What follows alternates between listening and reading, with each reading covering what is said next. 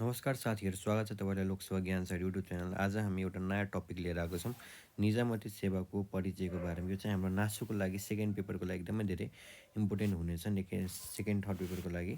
So निजामती सेवाको परिचय है आज है।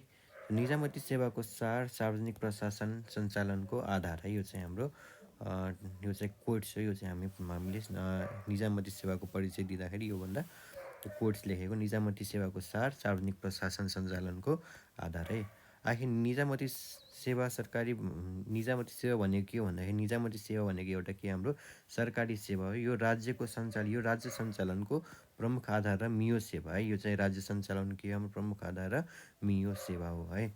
निश्चित योग्यता, क्षमता एवं सिप र अनुभव समेतका आधारमा निर्धारित है प्रतिस्पर्धाबाट छानिएर आएका गैर सैनिक एवं गैर राजनीतिक कर्मचारीहरूको सेवा सङ्गठन वा पद नै निजामती सेवा हो है। यो चाहिँ के भन्दैछ भन्दाखेरि हाम्रो निजामती सेवा हाम्रो के भन्दाखेरि एकछिन है, निश्चित योग्यता, क्षमता एवं सिप र अनुभव समेतका आधारमा निर्धारित प्रतिस्पर्धाबाट छानिएर आएका गैर सरकारी, गैर सैनिक एवं गैर राजनीतिक कर्मचारीको सेवा सङ्गठन वा पद नै निजामती सेवा हो, जसले राज्य कोषबाट तलब भत्ता, सेवा सुविधा एवं हैसियत र प्रतिष्ठा समेत प्राप्त गर्दछ है। उनीहरूले के गर्दछ, हाम्रो राज्यबाट के गेन गर्दछ, तलब भत्ता, सेवा सुविधा एवं हैसियत र प्रतिष्ठा समेत के गर्छ, उनीहरूले प्राप्त गर्दछ है।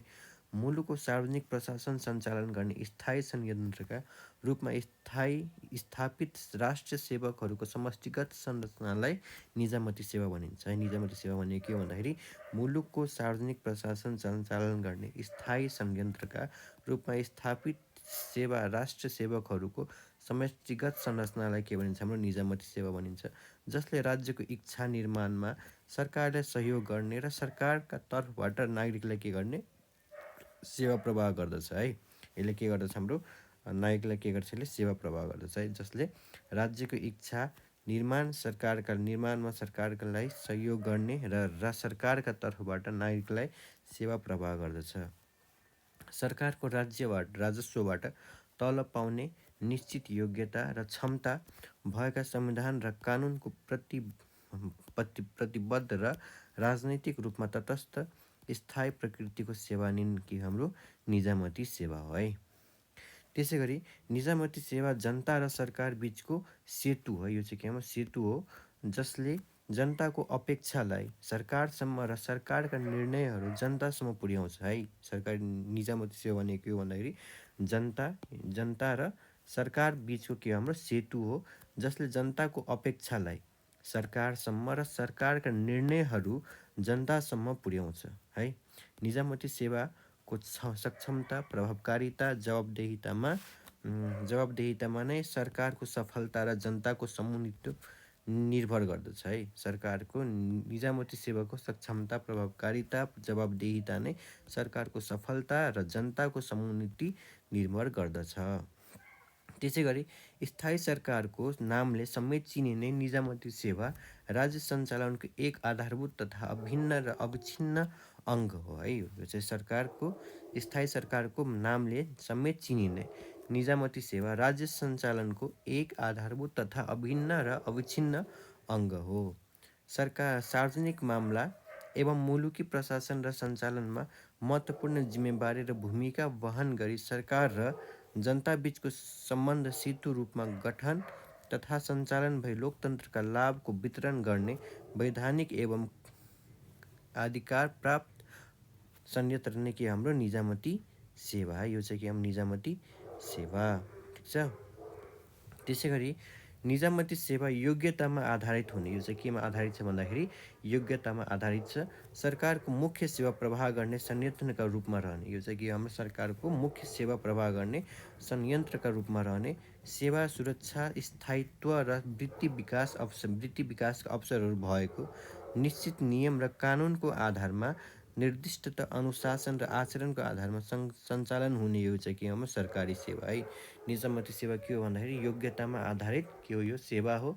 सरकारको मुख्य सेवा प्रवाह गर्ने के हो, यो संयन्त्रको रूपमा रहने र सेवाको सुरक्षा स्थायित्व र वृत्ति विकासका अवसरहरू भएको है र निश्चित नियम र कानुनमा आधारित निर्दिष्ट अनुशासन र आचरणका आधारमा सञ्चालन हुने सरकारी सेवा हो। निजामती सेवा सक्षमता, विज्ञता, विशेषज्ञता, कुशलता, अग्रसरता, प्रभावकारिता, व्यावसायिकता एवं जवाबदेहितामा आधारित रही सरकारको सफलता तथा जनताको समुष्टि सन्तुष्टि र समुन्नतिमा निर्भर रहेको पाइन्छ है। यो चाहिँ के हो भन्दाखेरि निजामती सेवा सक्षमता, विज्ञता, विशेषज्ञता, कुशलता, अग्रसरता, प्रभावकारिता, व्यावसायिकता एवं जवाबदेहितामा आधारित रही सरकारको सफलता तथा जनताको सन्तुष्टि र समुन्नतिमा निर्भर रहेको पाइन्छ। त्यसै गरी मूलभूत रूपमा निजामती सेवाले जनताको भोइस, चोइस एवं राइट्सलाई मध्यनजर गर्दै डेभलपमेन्ट, डेलिभरी सर्भिस र पब्लिक डेलिभरी जस्ता कार्य गर्दछ। यसले के गर्छ? हाम्रो डिएसपी गर्दछ डेभलपमेन्ट, डेलिभरी सर्भिस र पिएस पोलिसी डेलिभरी जस्ता कार्य के गर्छ? यसले निजामती सेवाले गर्दछ, जसले के गर्छ? हाम्रो जनताको भोइस, चोइस र राइट्सलाई के गर्छ? यसले मध्यनजर गर्दै डेभलपमेन्ट, डेलिभरी सर्भिसमा यसले सहयोग गर्दछ। ठिक छ। त्यसै गरी वर्तमान संविधानको धारा 243 को उपधारा 1 बमोजिम है निजामती सेवाको पद भन्नाले सैनिक वा नेपाल प्रहरी वा सशस्त्र प्रहरी बल, नेपालको कर्मचारी सेवाको पद तथा निजामती सेवाको पद होइन भनी ऐन बमोजिम तोकिएको अन्य सेवाको पद बाहेक नेपाल सरकारका अरू सबै पद के हाम्रो अरू सबै सेवा पद भनेर हामीले सम्झिनु पर्दछ है। यो चाहिँ कसले भनेको भन्दाखेरि नेपाल वर्तमान संविधानको धारा 243 को उपधारा 1 ले के भनेको छ भन्दाखेरि निजामती सेवाको पद भन्नाले सैनिक वा नेपाल प्रहरी वा सशस्त्र प्रहरी बल, नेपाल कर्मचारीको सेवाको पद व तथा निजामती सेवाको पद होइन भनी ऐन बमोजिम अरू सबै सेवाको पद भनेर सम्झिनु पर्दछ है। बमोजिम तोकिएको अन्य सेवाको पद बाहेक नेपाल सरकारका अरू सबै सेवाको पद सम्झनु पर्दछ। ठिक छ।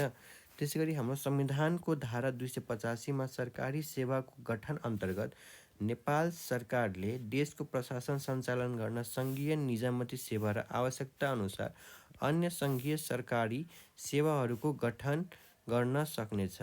त्यस्ता सेवाहरूको गठन, सञ्चालन र सेवा शर्त सङ्घीय ऐन बमोजिम हुनेछ। ठिक छ।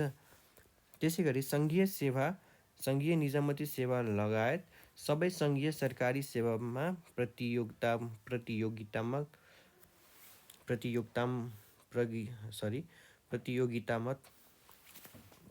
परीक्षाद्वारा पद पूर्ति गर्दा सङ्घीय कानुन बमोजिम खुल्ला र समानुपातिक समावेशी सिद्धान्तका आधारमा हुनेछ। त्यसै गरी हाम्रो केन्द्रले मात्र होइन, प्रदेश मन्त्री परिषद, गाउँ कार्यपालिका र नगर कार्यपालिकाले आफ्नो प्रशासन सञ्चालन गर्न आवश्यकता अनुसार कानुन बमोजिम विभिन्न सरकारी सेवाहरूको गठन र सञ्चालन गर्न सक्नेछन्। ठिक छ।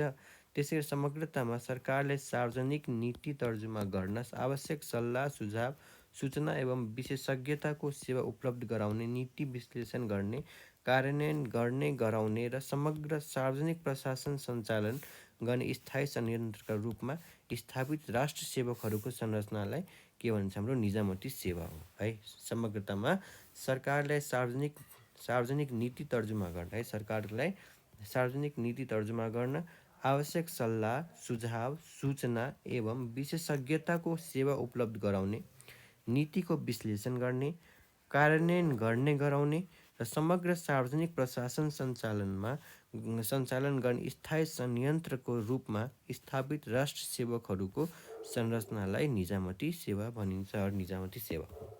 ठिक छ। यो चाहिँ हाम्रो के थियो? हाम्रो निजामती सेवाको परिचय। अब हामी के गर्नेछौँ? निजामती सेवाको विशेषताहरू पनि पढ्नेछौँ।